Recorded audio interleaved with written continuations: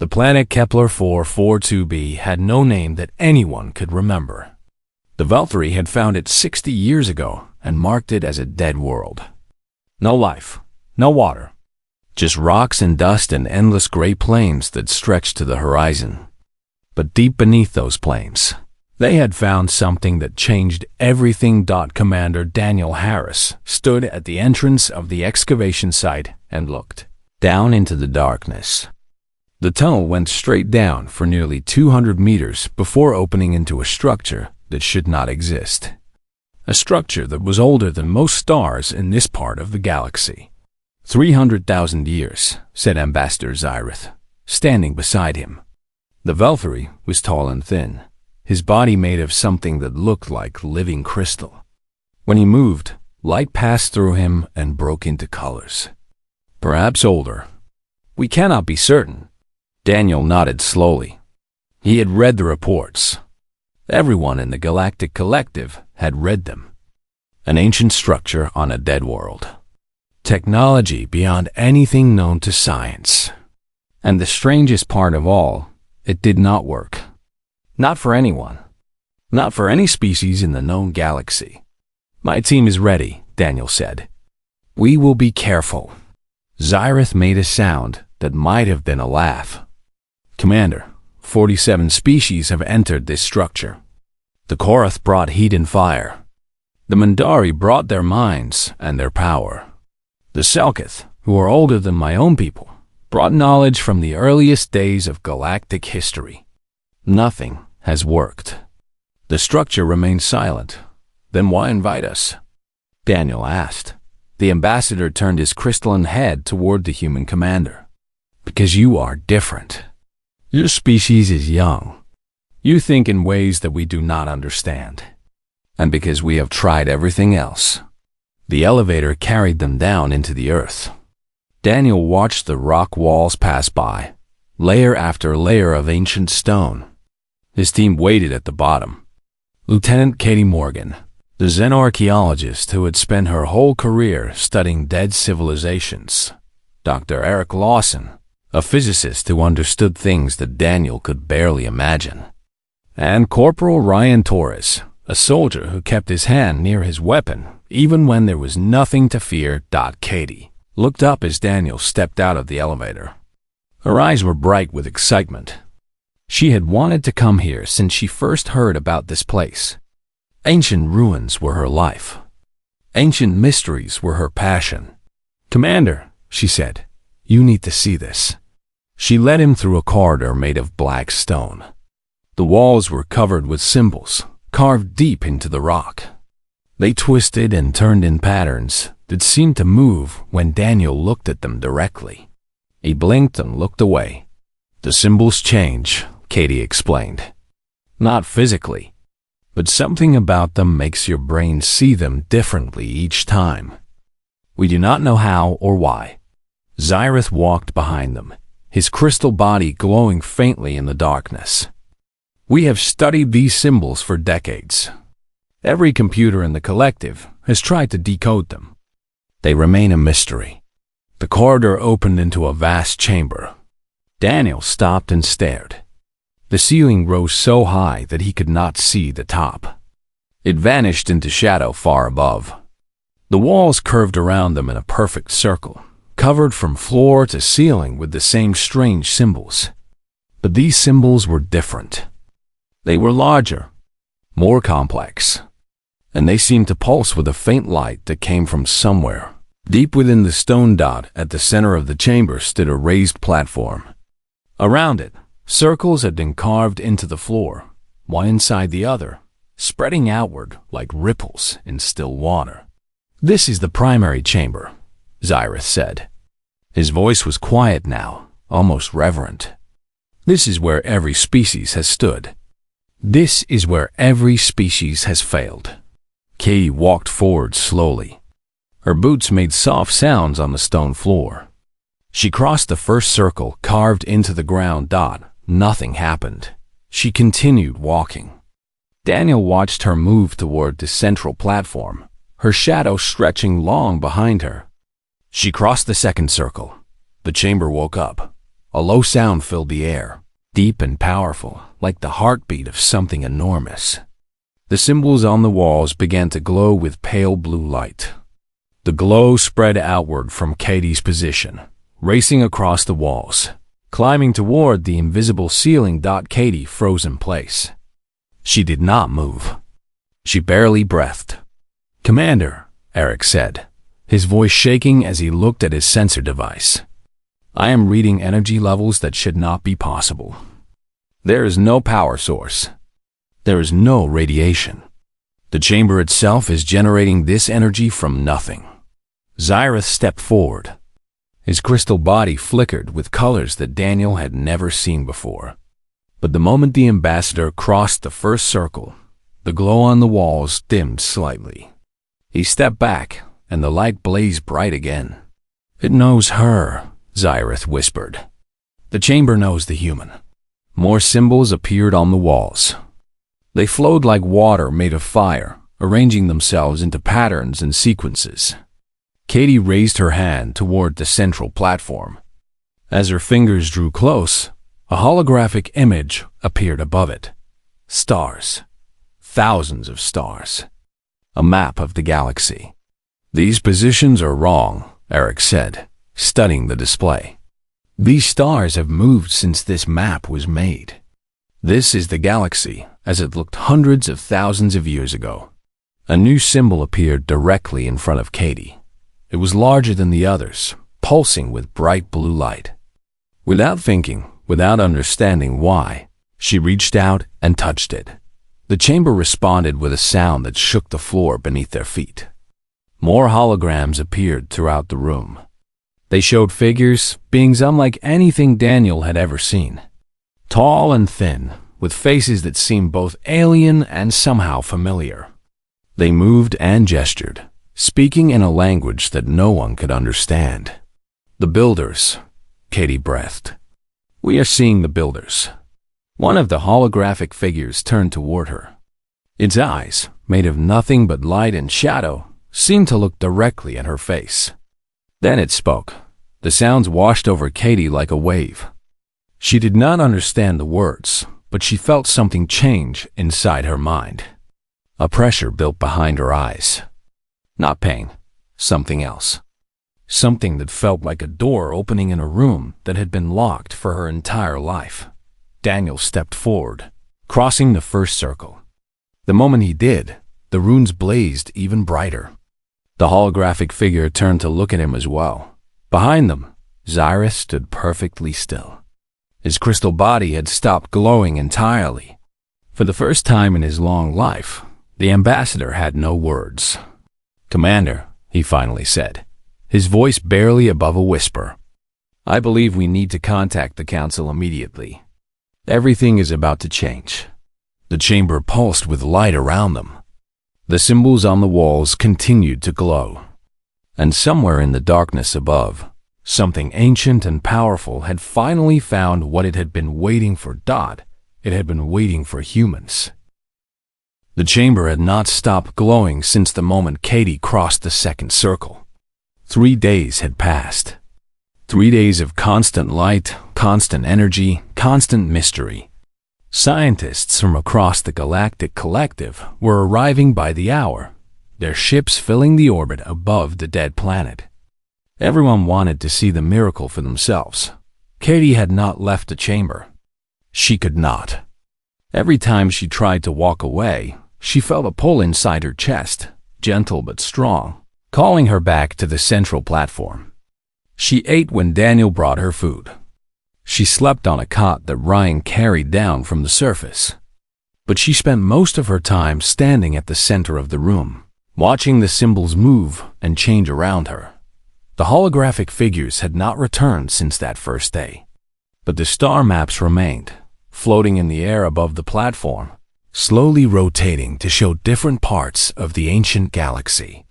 Eric had counted 27 points of light that pulsed brighter than the others. 27 locations scattered across thousands of light years. "I think they are markers," Katie said on the 4th day. Her voice was tired, but her eyes were sharp. The Builders left something at each of these locations. Something important.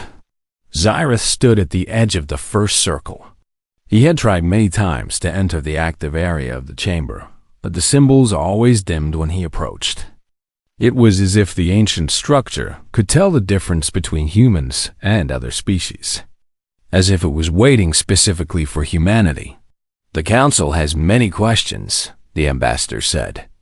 "They want to know why the chamber responds to your kind and not to ours. They want to know what makes humans different." Katie shook her head slowly. "I do not have answers. I only have feelings, impressions. When I stand here, I feel like I am remembering something I never learned. Like the knowledge is already inside me, waiting to wake up." Daniel watched from near the entrance. He had spent the past 3 days managing the growing crowd of diplomats and scientists who wanted access to the chamber. Most of them were curious. Some of them were afraid. A few of them were angry. The Mindari had been the loudest. They were a species of pure thought, beings who had evolved beyond physical bodies millions of years ago. They believed themselves to be the most advanced minds in the galaxy. The idea that a young species like humanity might have something they lacked was difficult for them to accept. "We should bring more humans," Eric suggested. He had been running tests constantly, trying to measure and understand the energy that flowed through the chamber. "We need to know if the response is specific to Katie, or if any human can activate the runes." Daniel nodded. "I have already requested additional personnel. They will arrive tomorrow." That night, Katie had her first dream. She found herself standing in a place that was not a place. Stars surrounded her in every direction. She could see galaxies spinning in the distance, clouds of light and color that stretched across forever. And in front of her stood one of the builders. He was tall, perhaps 3 meters, with skin that shifted between colors she had no names for. His eyes were deep and old, filled with knowledge that spanned ages. When he spoke, she understood every word, even though the language was nothing she had ever heard. "You have found us," he said. "After so long, you have finally come. Who are you?" Katie asked. Her voice sounded strange in this place, like it was coming from very far away. "We called ourselves the Architects. We were the first to walk among the stars in this galaxy. The first to understand the truth of what we are." "What truth?" The architect smiled. It was a gentle expression, full of patience and something that looked like hope. "Consciousness is not just a product of matter," he said. "It is a force, like gravity or light. It shapes reality. It creates possibility. Every thinking being carries this force within them. But in some, it burns brighter than in others." Katie felt something stir inside her mind. The same pressure she had felt in the chamber. The same sensation of a door opening. "Why us?" she asked. "Why do the runes respond to humans?" "Because you are young," the architect replied. "When a species first awakens to thought, their consciousness burns hot and bright. They dream impossible dreams and then make those dreams real. But over time, most species grow cold. They become set in their ways. They stop imagining new possibilities. Their inner fire dims." He stepped closer to her, and she could feel warmth radiating from his form. "Your kind still burns with the fire of youth. You still believe that tomorrow can be different from today. That is what the chamber was designed to find. That is what it has been waiting for." Katie woke up gasping. She was lying on her cot in the chamber, the blue light of the runes washing over her. Ryan stood nearby, looking concerned. "You were talking in your sleep," he said, "speaking a language I have never heard." She sat up slowly, her mind still full of the dream. But she knew now that it had been more than a dream. It had been a message, a memory, a lesson from beings who had died long before humanity existed. The next morning, the additional personnel arrived. 5 humans, all volunteers, all curious about what was happening in the ancient chamber. Daniel led them down the elevator one by one. The first was a young man named Christopher Blake, a navigation officer with no scientific training. The moment he crossed the second circle, the rooms blazed bright. Not as bright as they did for Katie, but enough to confirm that the response was not limited to one person. The second was Dr. Susan Park, a biologist. The runes responded to her as well, slightly brighter than they had for Christopher. By the time all 5 had been tested, a pattern had emerged. Every human triggered the runes, but the strength of the response varied. Katie's was by far the strongest. Susan's was second. Christopher's was third. It is not random, Eric concluded, studying his data. Something about individual humans affects the intensity, but I do not know what. Katie stood on a central platform watching the star map rotate above her. 27 points of light. 27 doors waiting to be opened. The architects left us an inheritance, she said softly. They chose humanity to receive it. But they have been gone for 300,000 years. Why leave gifts for a species that did not exist yet? Xyrith's voice came from beyond the circles, quiet and thoughtful. Perhaps they saw what you would become. Perhaps they looked into the future and knew that one day a species would arise that still carried the fire they had lost. The runes pulsed around them, ancient and patient. They had waited longer than human civilization had existed.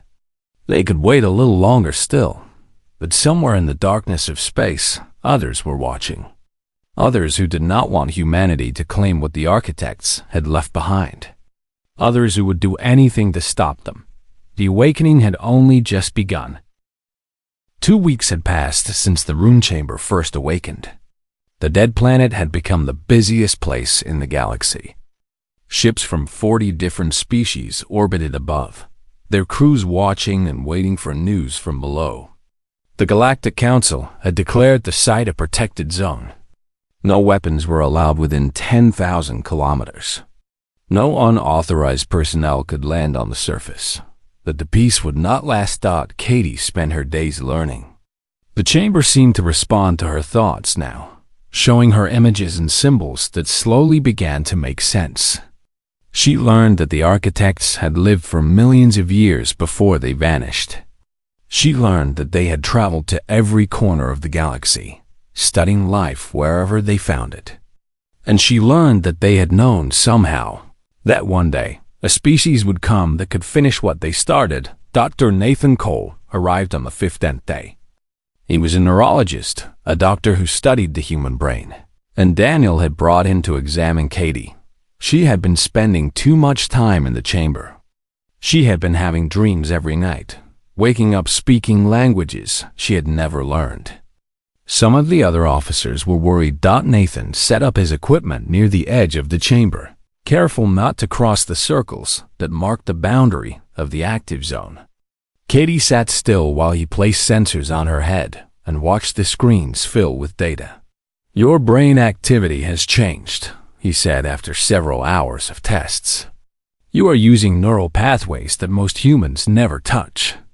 Parts of your mind that have been dormant your entire life are now active. Is it dangerous?" Katie asked. Nathan paused before answering. His face was hard to read. "I do not know. You are the first person this has ever happened to. The chamber is doing something to you, but I cannot tell if it is harmful or helpful."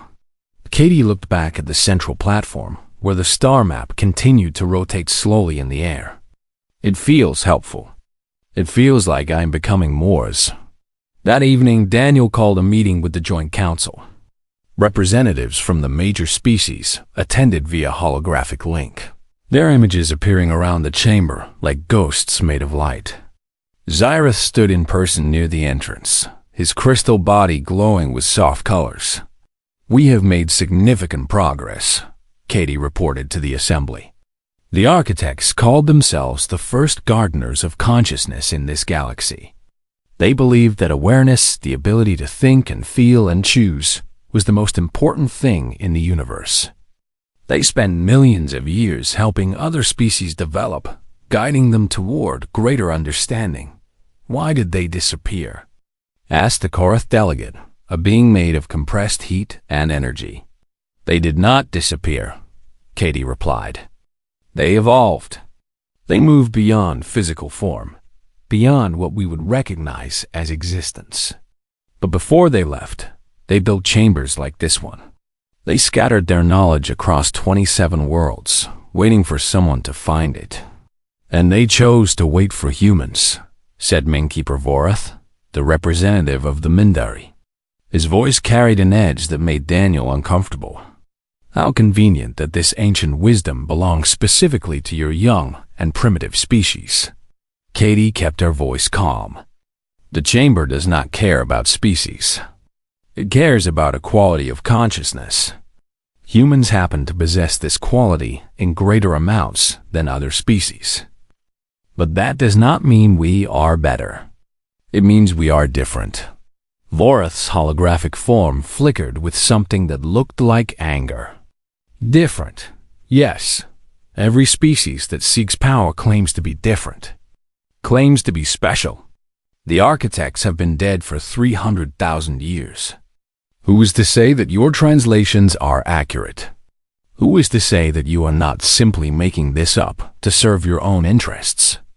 The council chamber fell silent. Daniel could feel the tension building between the species. This was exactly what he had feared. The discovery should have brought the galaxy together. Instead, it was driving them apart. Katie stepped onto the central platform. The runes around her blazed with sudden intensity, and a new hologram appeared. It showed one of the architects, tall and shimmering, looking directly at the assembled delegates. The Mindari question our intentions, Katie said. Let the architects answer for themselves. She raised her hand, and the hologram began to speak. The words were translated automatically by the chamber's systems, appearing as text in every language known to the collective. We leave these gifts not for one species, but for all, the ancient voice said. Consciousness is a fire that burns in every thinking being. But fire needs fuel. Over time, without new dreams to feed it, the flame grows weak. The inheritors we sought are those whose fire still burns brightest. They will not keep our gifts for themselves. They will share them. They will help others remember what they have forgotten. They will be the spark that lights the galaxy anew. The hologram faded. Katie lowered her hand. The architects did not choose humanity because we are superior, she said quietly. They chose us because we are young, because we still dream of impossible things. But their gifts are meant for everyone. Our job is to open the doors. What lies behind them belongs to the entire galaxy. The council was silent for a long moment. Then Zyrith spoke, his voice soft and thoughtful. If what you say is true, then this discovery is the most important event in galactic history. The architect's knowledge could change everything we understand about consciousness, about reality, about ourselves. And if she is lying, Vorath interrupted, then humanity has invented the most elaborate deception in history to claim power over the rest of us. Daniel stepped forward. The chamber is open to inspection by any species. We have hidden nothing. If you doubt the translations, bring your own linguists. If you doubt the readings, bring your own scientists. We want to share this discovery, not control it. Vorath's hologram flickered one more time, then vanished. The Mindari delegate had left the meeting without another word. Katie watched the space where he had been. A cold feeling settled in her stomach. She had seen something in the Minkeeper's eyes that worried her. Not just doubt, not just anger. Fear, and fear, she knew, was the most dangerous emotion of all. That night, she dreamed of fire. Fire spreading across the stars, burning away the darkness. Fire in the hearts of beings she had never met, waking them from a sleep they did not know they were in. But in the corners of the dream, shadows gathered. Shadows that did not want the fire to spread. Shadows that would do anything to put it out. War was coming. She could feel it in her bones. The attack came 3 weeks after the council meeting. Katie was asleep in the small quarters they had built near the chamber entrance when the alarms started screaming. She was on her feet before her eyes were fully open, her heart racing as red lights flashed across the walls. Daniel's voice came through the communication system, sharp and urgent. All personnel to emergency stations. We have hostile ships in the system. This is not a drill. Katie ran through the corridors toward the command center. Ryan fell into step beside her, his weapon already in his hands. Around them, scientists and technicians rushed in every direction, their faces pale with fear. "Who is it?" Katie asked as they ran. "Mandari," Ryan replied. 3 ships, small but heavily armed. They broke through the perimeter while most of the fleet was away on patrol. The command center was chaos. Officers shouted orders. Screens showed the approaching ships, growing larger by the second. Daniel stood at the center of it all, his jaw tight as he made decisions faster than Katie could follow. How did they get past the detection grid? He demanded. They came through a blind spot, Eric reported from his station. The patrol ships should have covered it, but they were repositioned 2 hours ago. Someone fed them false orders. There was a spy. Someone in the fleet had helped the attackers. Katie felt sick at the thought. On the main screen, the 3 Mandari ships moved into position above the excavation site. They were sleek vessels, their hulls shimmering with energy that made them hard to look at directly.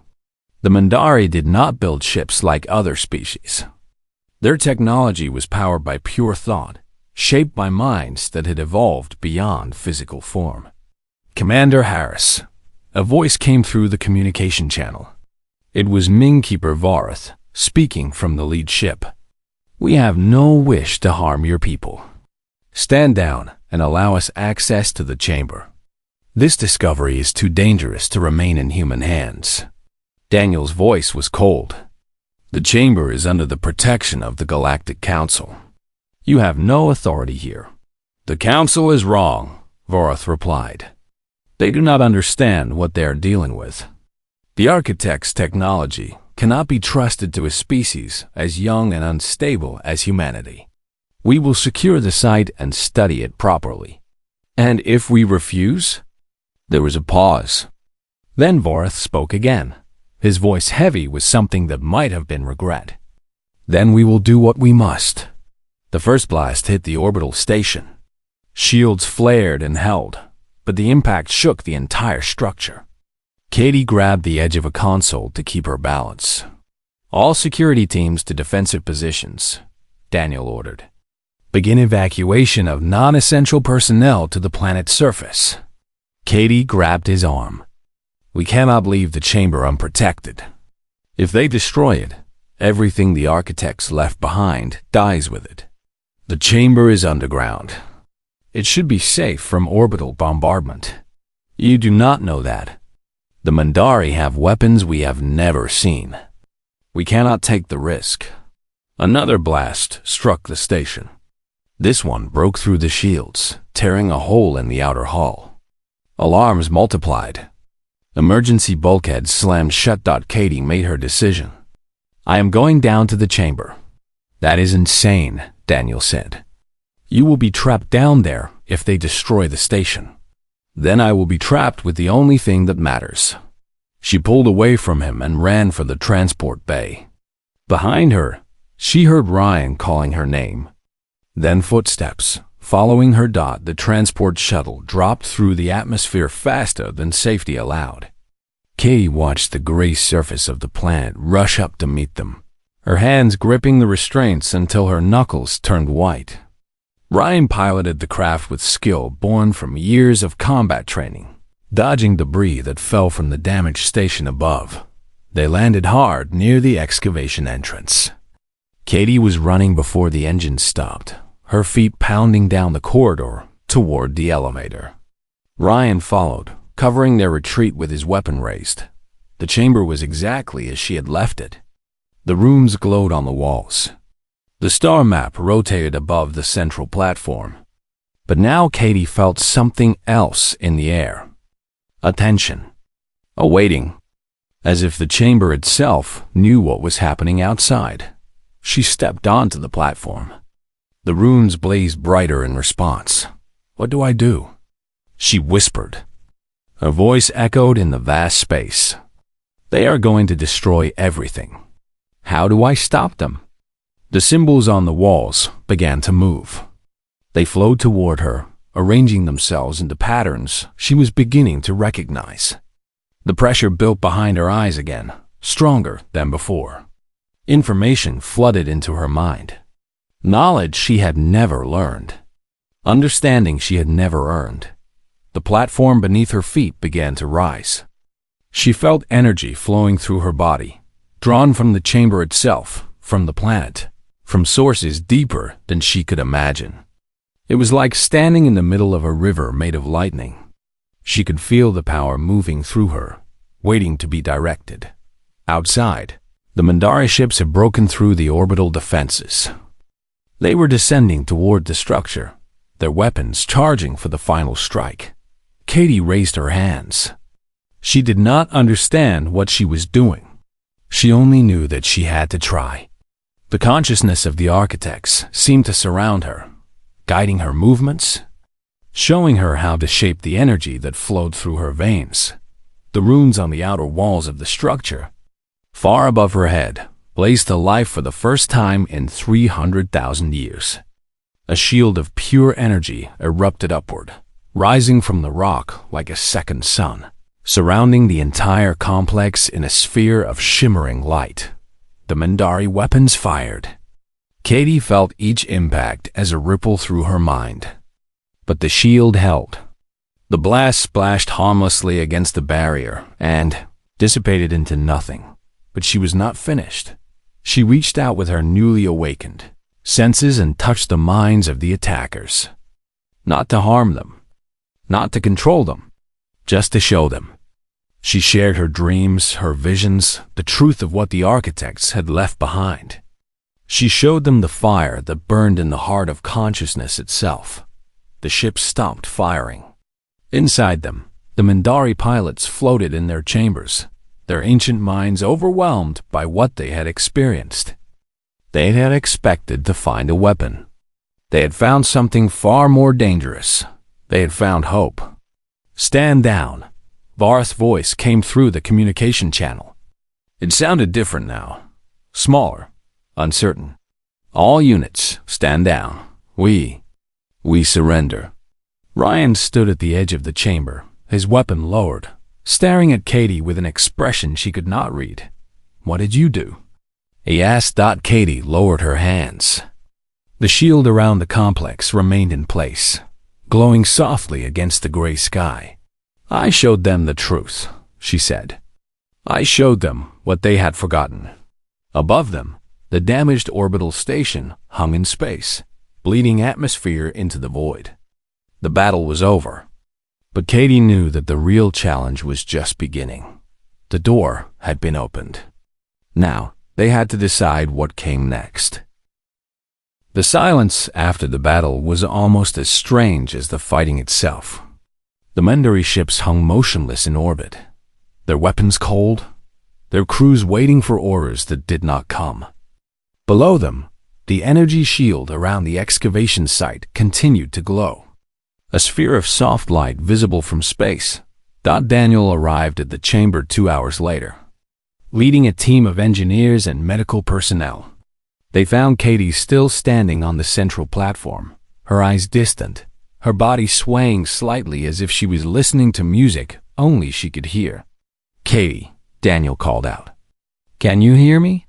She blinked slowly and turned to face him. Something had changed in her eyes.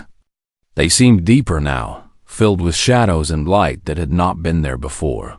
"I can hear you, Commander," she said. Her voice carried an echo that made the hair on his arms stand up. "I can hear everything." Nathan rushed forward with his medical equipment, but Katie raised a hand to stop him. "I'm not hurt," she said. "I am different." The chamber has given me something: knowledge, power, understanding. But it is not just for me. She stepped down from the platform and walked toward Xyrith, who stood at the edge of the first circle. The Velthari ambassador had watched the battle from the underground bunker, unable to help, unable to do anything but wait. His crystalline body flickered with uncertain colors. "Ambassador," Katie said, "please step into the circle." Xyrith hesitated. "The runes have always dimmed when I approach. The chamber does not recognize my kind." "It did not recognize your kind. Things have changed." She extended her hand toward him. "Trust me." The ambassador looked at her hand for a long moment. Then, slowly, he reached out and took it. His crystal fingers were cool against her skin, smooth as glass. Together, they stepped across the first circle. The runes blazed to life. Not as bright as they did for Katie alone, but bright enough. Bright like distant stars, like hope in the darkness. Xyrith gasped, a sound like wind chimes caught in a storm. "I can feel it," he whispered. "The fire you spoke of. It is faint, but it is there. I thought my people had lost this long ago." "You did not lose it," Katie replied. "You forgot how to find it. The architects knew this would happen. That is why they designed the chamber to need humanity. Not because we are special, but because we can help others remember." She released his hand and turned to face the assembled group. Daniel, Nathan, Ryan, Eric, and the others who had come down from the damaged station. Beyond them, the holographic images of council members flickered into existence, watching from ships scattered across the system. "The architects left 27 sites across the galaxy," Katie announced. Her voice filled the chamber, amplified by the runes themselves. "Each site contains knowledge and technology that can transform our understanding of consciousness, of reality, of what it means to be alive. The chamber has given me the locations. It has given me the keys. And what will you do with these keys?" asked the Korath delegate, his voice crackling with thermal energy. Katie smiled. It was a strange expression, ancient and young at the same time. "I will share them. Humanity will lead expeditions to each site, but we will not go alone. Every species in the collective will send representatives. Every species will share in what we find. The architects did not leave their inheritance for one people. They left it for everyone." Minkeeper Vorath's holographic form appeared at the edge of the chamber. He looked diminished somehow, smaller than before. The attack had failed, and something inside him had broken. "You could have destroyed us," he said. "When you touched our minds, you had the power to tear us apart. Why did you show mercy?" Katie walked toward him. The runes pulsed gently around her feet. "Because the architects did not create this chamber to make weapons. They created it to make bridges. The fire of consciousness burns in you too, Minkeeper. It burns in the Korath, in the Velthari, in every thinking being in this galaxy. Humanity is not here to rule. We are here to remind you of what you once were, and to help you become what you could be." She reached out her hand. The gesture was the same one she had offered to Xyrith. An invitation, a promise, a chance to begin again. Vorath stared at her hand. Conflict twisted through his incorporeal form. Pride fought against humility. Fear fought against hope. For a long moment, the chamber was silent. Then, slowly, the Minkeeper extended his own hand. Their fingers touched, and a spark of light jumped between them. "I have lived for 10,000 years, Vorath said quietly. "I thought I had learned everything there was to learn. I was wrong."